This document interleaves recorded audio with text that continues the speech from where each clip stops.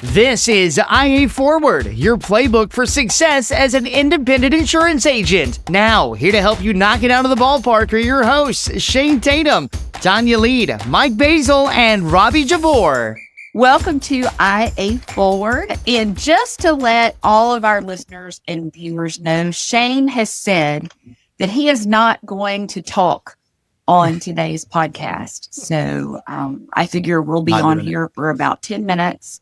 Or he's going to change his mind. So hang around and find out with us.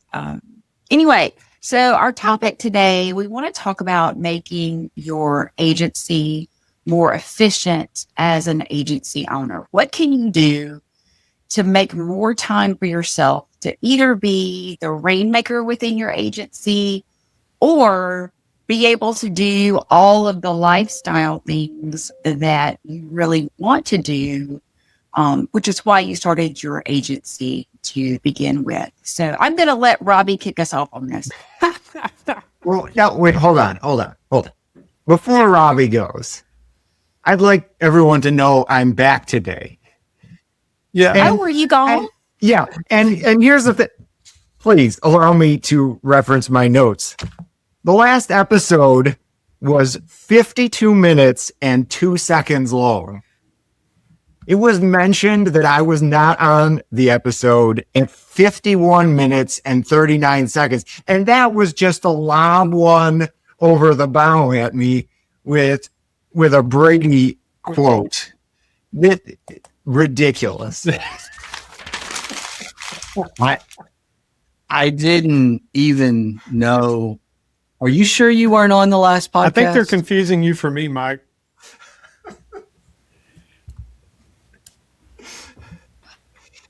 I missed you, though. I did miss you. Thank you.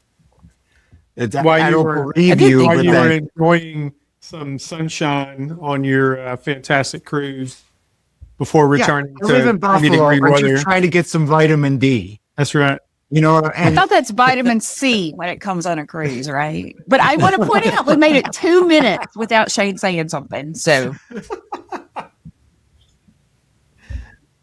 I'm going to stop talking right after I say this. How about that?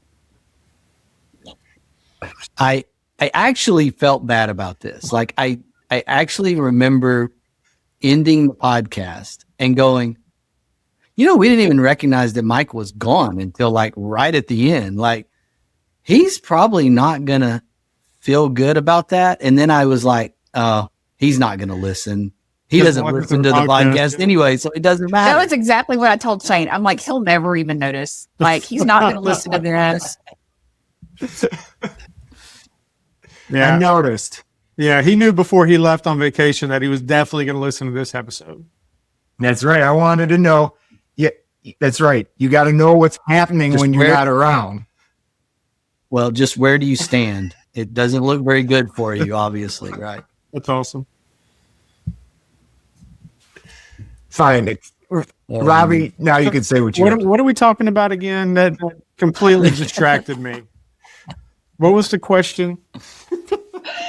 Oh, my goodness. Today's question is how to make yourself irrelevant in your agency.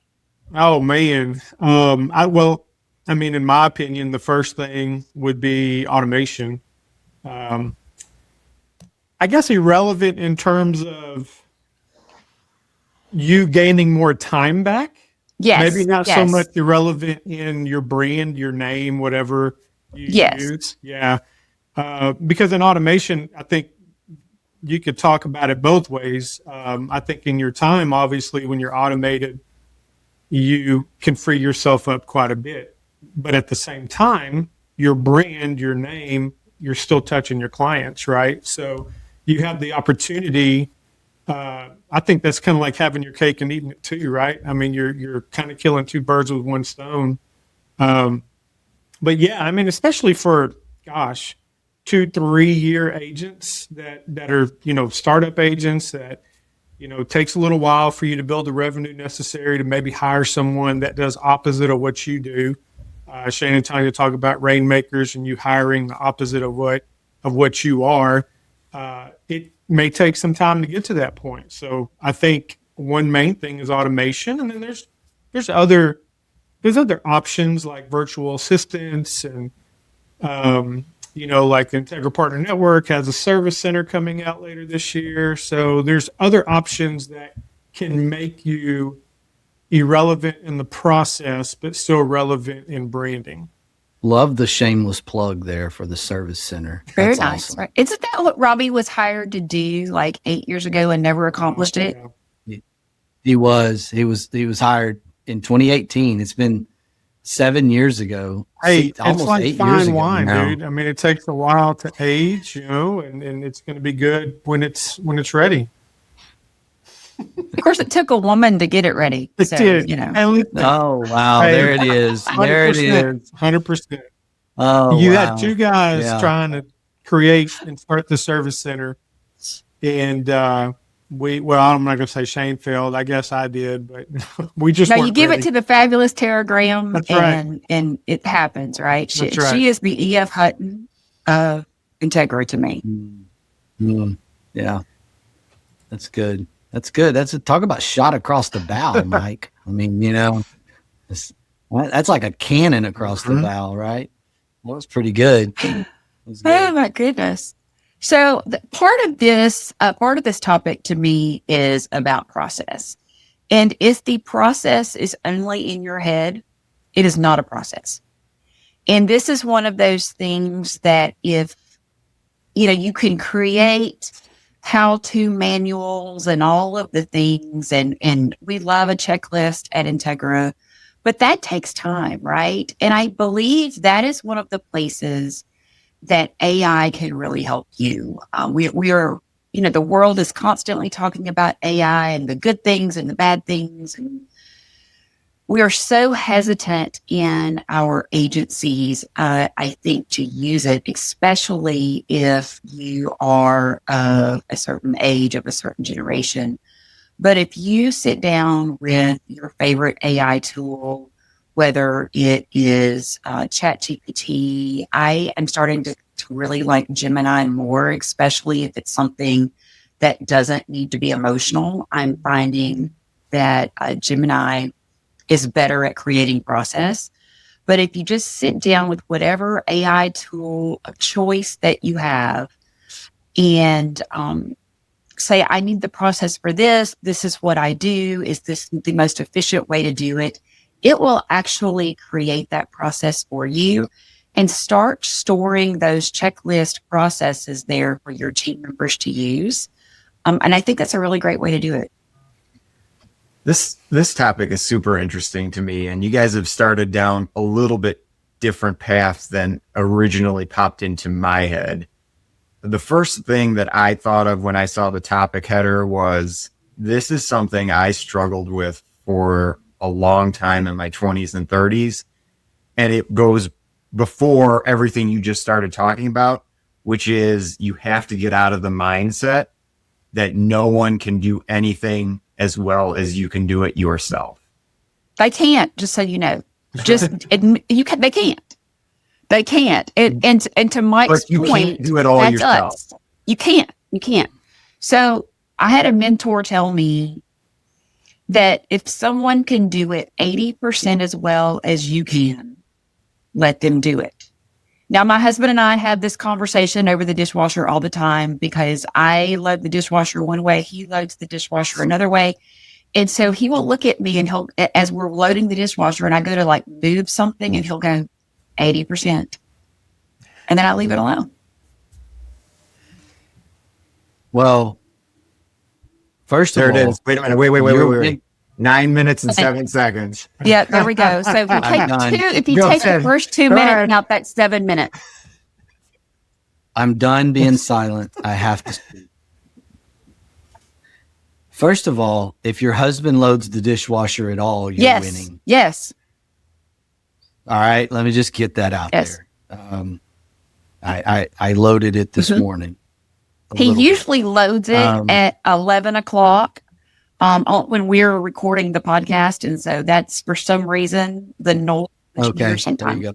Well, I just don't understand why the plates don't fit on top. You know, Depends on what kind of husband you have. I've never met your husband, but like for me, I know my wife likes the dishwasher a certain way. So if I'm in a certain kind of mood, that means that things are going to get shuffled about a little bit within there just to see what kind of reaction that will garner. Hey, You know, there's scripture about don't provoke your children, Mike. There's scripture about that. I think it's well intended to not provoke your wife either. Just saying, right? I provoke all of you both. Hey, just for the record, there is only one right way to load a dishwasher. I know we're having a debate, and I know people have preferences, but there is a right and wrong way to do it. What, And you know this because of your. What are you talking about? No, Robbie's experience comes from the restaurant industry. So, Robbie, please share with us. Thank you. What frustrates me the most is whenever you have a bowl or something and it's not face down on the rack, it's sideways or maybe even tilted up a little bit. It's not going to get clean. And it's going to have water. It's going to have water in it. Yeah. And the other thing that bothers me about washing dishes, and if my wife listens to this podcast, she is so going to punch me in the face because she's going to say I never looked the dishwasher. That's exactly what I'm thinking. So not using liquid, what is it? The liquid dry? The jet dry. Jet dry, thank you. Not filling that little container, that drives me absolutely insane. Okay. The next time I'm at your house and you leave the room for a reason, I'm scurrying over to that dishwasher. I'm going to reorganize that sucker. Yeah.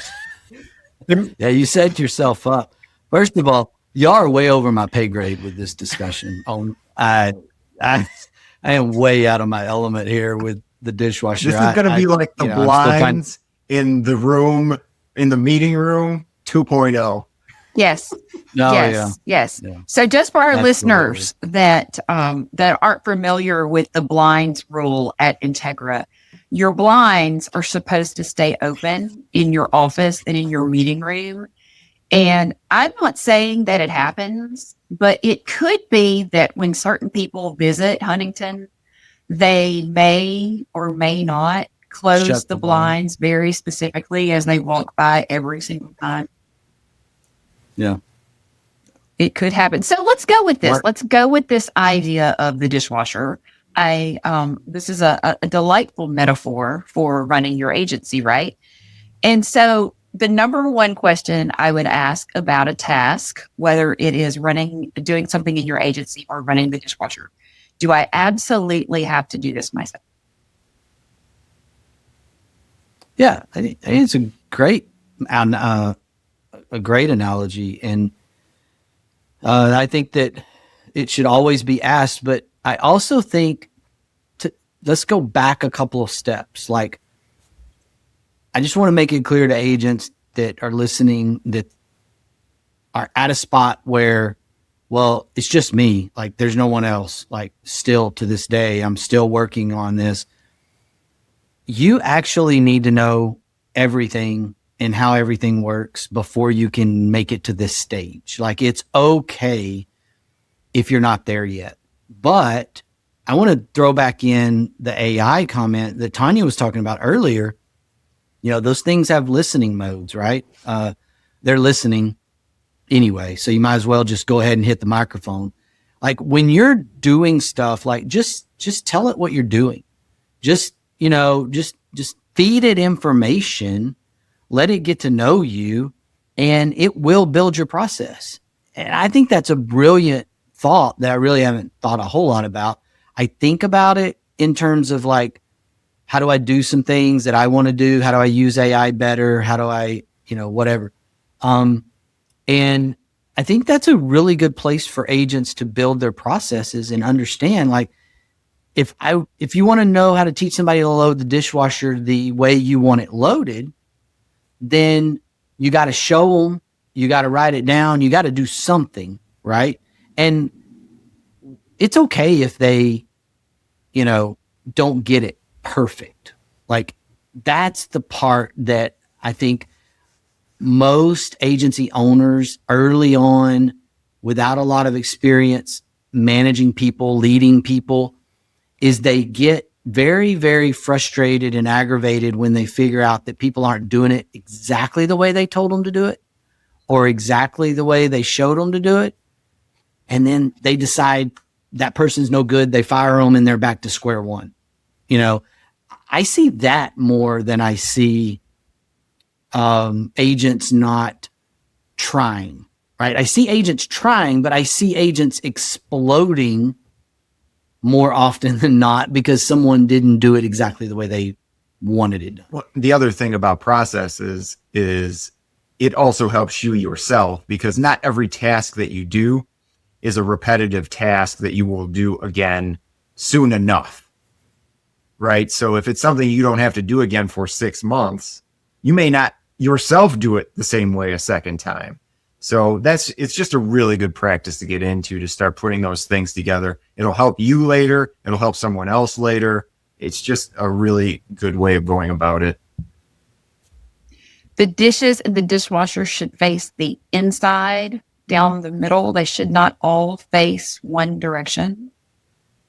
Wait, what? So I just want to put that out there. We don't do it that way. And that's one of those things that, you know, if I could train the people in my life to do that, I think life would be better. But I'm just saying. I can't believe how many people on this call worked at GE. I didn't know any of this. Like, what? Everything faces the middle. There's no way that Julie Tatum is going to have dishes going the opposite of each other. There's no way that's happening. I'm just warning you. Like that's going to have to fit into the agree to disagree. We do it this way, you do it that way.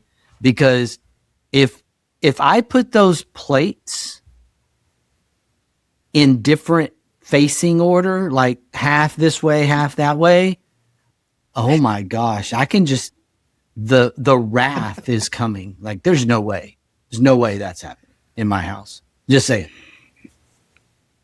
Okay, next one. Next question to ask, can I delegate it or outsource it? Now, if you are a solopreneur, figuring out things that can be outsourced is really a great step. We have a phenomenal agent in our group, Josh Baru. And when he was a solopreneur, when he figured out the things that frustrated him were able to be delegated and where to delegate that, originally outside the org and now, of course, internally, but there were just things that he didn't like to do, right? And Shane, I know you talked him down a few times. I know I talked him down a few times, but for him figuring out how to delegate the tasks that frustrated him made a huge difference in his agency, in his lifestyle, in the things that he really wanted to be able to do. So it could be that you don't have someone in your agency that's an expert at doing that, but figure out if it frustrates you. I bet there's somebody out there that's an expert and you can delegate that task. You can outsource it. And if you're saying, well, I can't afford to do that. Well, figure out how much time it takes you to do it. Because if you don't like doing it, it probably takes you 3, 4, 5, 10 times the amount of time that it should, because you don't want to do it. You don't like to do it. And then figure out how much business that you can sell. If you have that time back, you can afford exactly it. Right. That's what I was going to say. It's the opportunity cost is what you really have to take into consideration. And especially if you really are someone like me that struggles with that, especially when I was younger, start out with tasks that you don't necessarily consider super critical and allow someone else to do those and build that trust up a little bit and kind of lead into more things. It doesn't have to be, all right, I'm opening the floodgates and here we go. I'm gone from doing everything to myself to just doing sales myself and other people are doing everything else. And now I'm just going to sit in a corner and hope everything works out. Right. You can gradually ease into it. Yeah, I think that I want to come back to Tanya's comment in just a second, but like the high transaction, like one and done stuff, like things you don't have to follow up on, things that are just really the transactional things in nature, I think are great places to start. That's where Tara and Caitlin in our service center environment, that's where they started. What are those like things that happen every day in an agency that either, a customer doesn't choose self-service, like almost self-servicing thing, but you got a whole block of customers that just won't do it. They won't choose the self-servicing option. Let's start there, because if we make those things go away, those are the things that drive agents crazy most of the time, the salespeople crazy. And that's the Josh thing, right? When you go back, you think about talking Josh off the ledge. And I think about those conversations because they were really good learning environments for me and learning experiences for me to understand how a sales producer was struggling with things that I had sort of really forgotten about, right? They weren't things that I thought were overly critical. And the natural thing was for him to hire somebody to replicate him, right? That's what everybody wants to do. Like, okay, I'm having a hard time getting to everyone. I'm having a hard time, selling as much as I need to sell. I can't get to it. I think I need to hire another producer to do what I do as my first hire. Like that's what a lot of natural thoughts are for agencies that start from scratch and young, smaller agencies, when it's the direct opposite. Really what you need to hire for is your weakness, and hire for the things you hate to do and outsource the things you hate to do. And what I wanted to say on that, because we get this a lot and I hear this a lot, not just in our network, but across the industry, I can't afford to do that. All right. Okay. So fair enough. I think there's two things with that. Either you're not ready and you're correct and you can't afford to hire because you're not ready and you need to keep grinding a little longer. That's possible. Number two, you can't afford it because you're living out of your checkbook of the agency. You're living out of the agency. You're not setting up your financials for long-term success, and you've decided to do things differently. At that point, it doesn't matter if you're making $1 million a year. You're never going to be able to afford it in your mind mentally. And so I think that's something that we have to bring into play here. If you start getting I can't afford to do that right now, right? Just really think about it. There is a possibility you really can't afford to do it yet, but you can afford to fractionally do it. To Tanya's point, you can afford to outsource maybe something. You can afford to hire a VA. Maybe you can't afford a full-time person. Maybe you can get a VA. There's so many different ways that you can approach this that can combat I can't afford to do it. And, that type of answer is really something that I don't love to hear, but I love to hear it in the sense that I like to try to help people overcome that. One of the things that I hate to do is email. I mean, it just, and I'm not the person that sits on their email all day long. I answer emails 2 to 3 times a day. And I definitely don't answer them first thing in the morning, because then I'm playing defense all day. So that's one of the ways that I have found for me that allows me to get things done. From my personal email, I haven't done this for work yet, but I have done this for my personal email, is I started to recreate myself within AI, and started to put my knowledge base, the emails that I send, my thought processes, different random information about me to answer my emails. So basically, I've created an extra Tanya.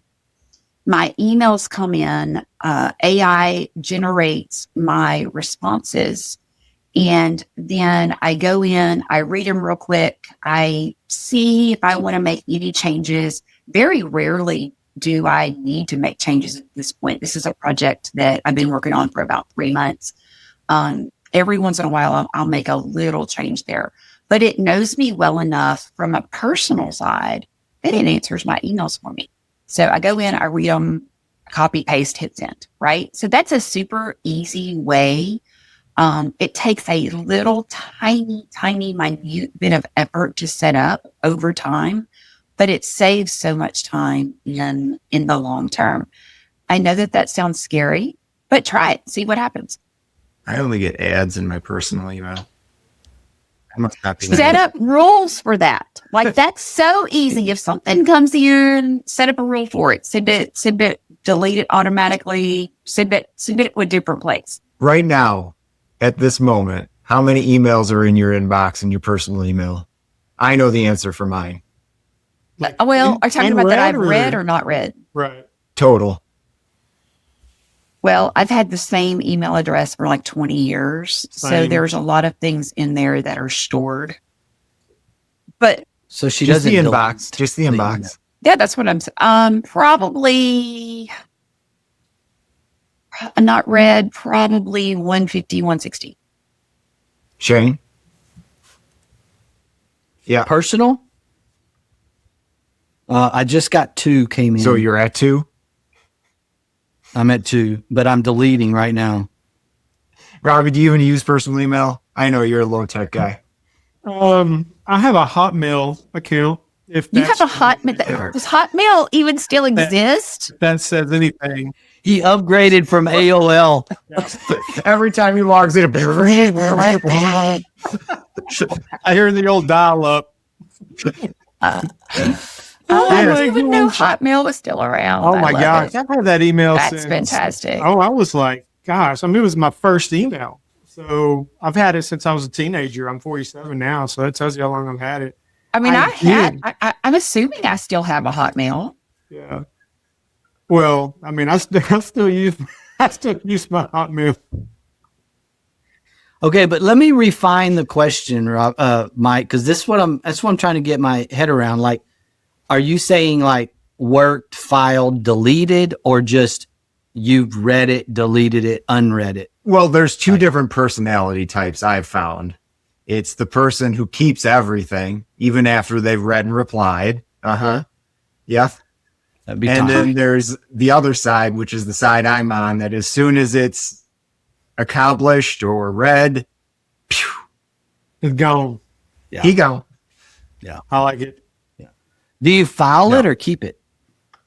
Filed. Okay, I have to defend myself on this. So in the marketing world, there's just a lot of things that you have to keep because, you know, somebody will say, well, I that's not what I wanted, or it is what I wanted, or whatever, and all of the things. And if you have to go back to conversations on design from 2 years ago. So I got in the habit of keeping things for clients because it could be, hey, you know that idea that we had 6 years ago? Let's go back and revisit that. Well, if I don't have that idea, the clients aren't happy. So I've been in the habit of storing for forever. And I know that drives Mike crazy to have files of emails, but I'm going to defend that.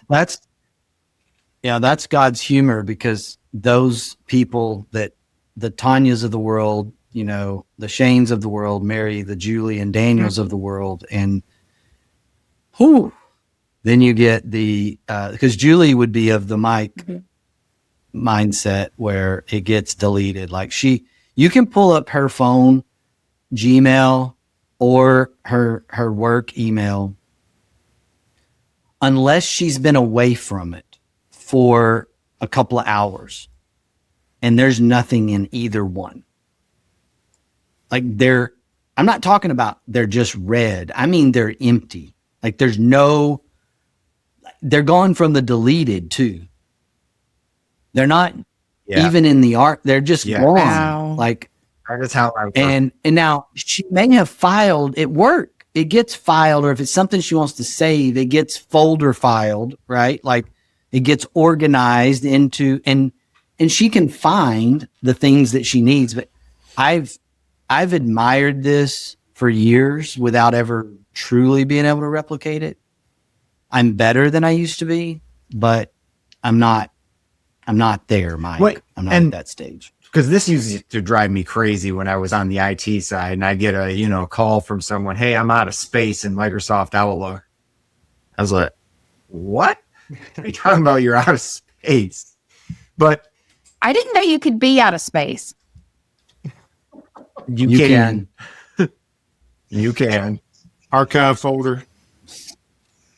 But yeah, to kind of bring this around here, when you talk about efficiency, you have to know what is efficient for you. For me, I know that that's going into our CRM. Anything I send out or receive is going into the CRM. So if it's in my Outlook, when I already know it's over there, my brain is going to start spinning. And now I'm not going to be productive because there's too much clutter and I'm going to shut down. So, Mike, I never got to answer your question. I have 0 unread emails in my Hotmail account, and I've got 0 unread emails in my Gmail account. So y'all didn't let me get around to that. I graduated from Hotmail to Gmail about 10 years ago. So you just texted your wife and asked, "Do I have a newer email than with Gmail and this other thing here, this Hotmail?" Okay, look, yes, just you have because I Gmail. share. Okay, here, Mike, look, because I know you're referencing the fact that we share a Facebook account. That has nothing to do. That has nothing to do with my ability to create my own email and do some low tech stuff. Okay, it's a social media thing for me, not a tech. Well, I just want to point out Robbie's social media at least gets logged into, even if it is by his beautiful, amazing bride. Thank you. Mike, when was the last time you logged into your Facebook? 2023. That's a ballpark. See, I care about our agents in our agent connection Facebook group, and I want to be in there and I want to hear what my agents are saying, right? And apparently you don't care that much.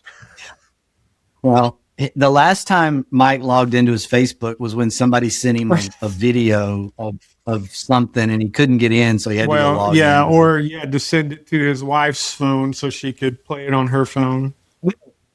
I mean, you say that, but that does happen. No, okay, I know. I have experience with you. I've sent you a couple, and you're like, "I don't have a Facebook." I'm like, "Dude, you got to watch it. Figure it out." Hey, hang on. What is this video? Hang on. We know what's going on. Oh my goodness. But somebody brought up the CRM. I believe that was Mike. And I will say I am not the best at the CRM. I get very frustrated with it because I swear I can do something and then in one way, and the next time I log in and I go to do it the same way, it's wrong. And then the next time I go in and do it the same way, it's a different wrong. And so I'm not the best at a CRM, just admitting it.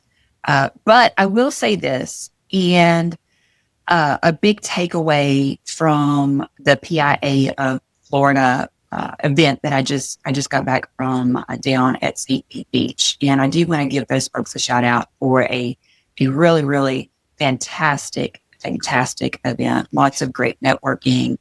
Got to meet with some new carriers that I had never heard of, that are very Florida specific, very coastal, Southeast specific.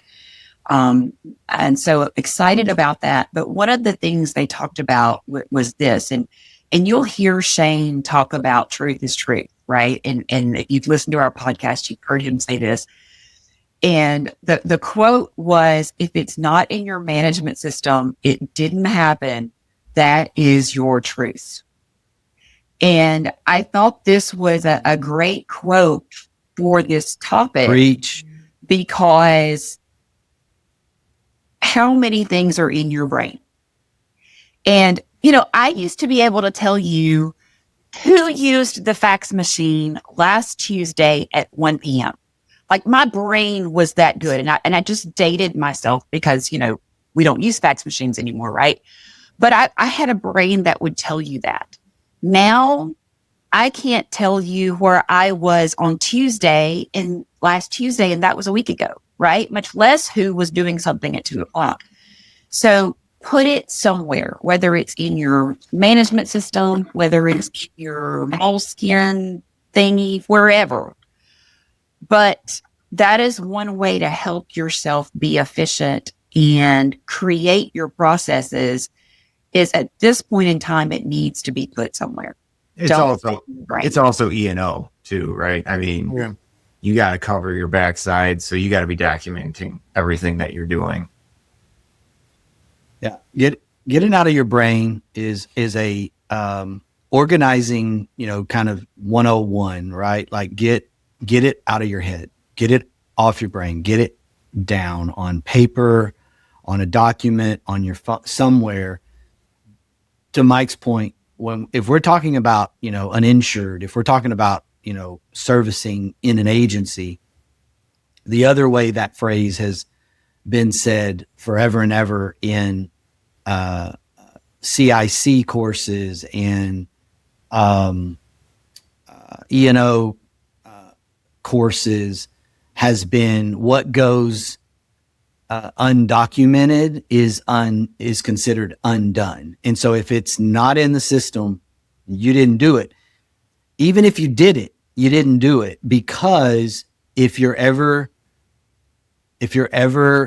brought to court, if you're ever in a litigation, a mediation, anything like that, you're going to get subpoenaed for the records in your system. And if the records are empty, then you're in a bad spot, right? Documentation on insurance policies and for your clients is critical, like extremely critical. And if you're, since most agencies are started and run by salespeople, this is where we need the operational gurus with us as soon as possible. Like, that's why, kind of full circle back to some of the, we've referenced our great, our great partner agent, Josh Baru. That's why the talking off the ledge conversations were centered around, hey man, don't hire yourself. Don't replicate yourself. Hire your weakness and hire your operations person. Hire the person that will come around behind you and clean that up so you can keep rainmaking. That is something that maybe can be initiated today with AI and with tools if you're comfortable with that. If you're not comfortable with that, it may be that, okay, you need to hire sooner than later to get that person on board and start, just cleaning stuff up and being the person getting the documentation done. Hey, VAs are great. Virtual assistants are great at this, following up, getting the paperwork filed, but there's an element of trust that you have to extend here, right? There's an element that you got to get comfortable with somebody working in your stuff. And that's hard. It's hard for a lot of people. You stole mine. I loved my VA and you stole her. Well, your job changed. You didn't need that VA anymore. What are you talking about? I'm just saying, you stole mine. Yeah, I did because, your job changed. You don't need a marketing VA when you're in sales. Sorry. Oh my goodness. Well, you guys, it has been a great topic today. I hope for all of our listeners, all of our viewers, that this has helped you start to think about whether or not you have loaded the dishwasher correctly, and also how you can best free up your time to do the things that you most want to do or need to really be doing in your agency. I'm going to leave us today with this quote from Saint Nick. Okay. All right. Saint Nick, the fabulous coach Nick Saban. Don't focus on the scoreboard. Focus on the process. Wait, can I do one? Sure. Okay. Since I had to listen to that nonsense from last week, I have one from the great Josh Allen. Who's that? Be good, do good, God bless, go Bills. Oh, good grief. Attitude's a choice. Make a great Bye, one. y'all. At the Integra Partner Network, we understand that carrier access is the key to your agency's success. That's why Integra offers direct access to top-rated personal and commercial carriers, ensuring your agency thrives in today's challenging market. And with our comprehensive resources, profit sharing and bonus opportunities, technology and peer support, all while you retain 100% of your book with no penalties to exit. Integra is ready to empower you and your agency to find sustained growth. Find your way to Integra. Visit IntegraPartnerNetwork.com today. That's IntegraPartnerNetwork.com.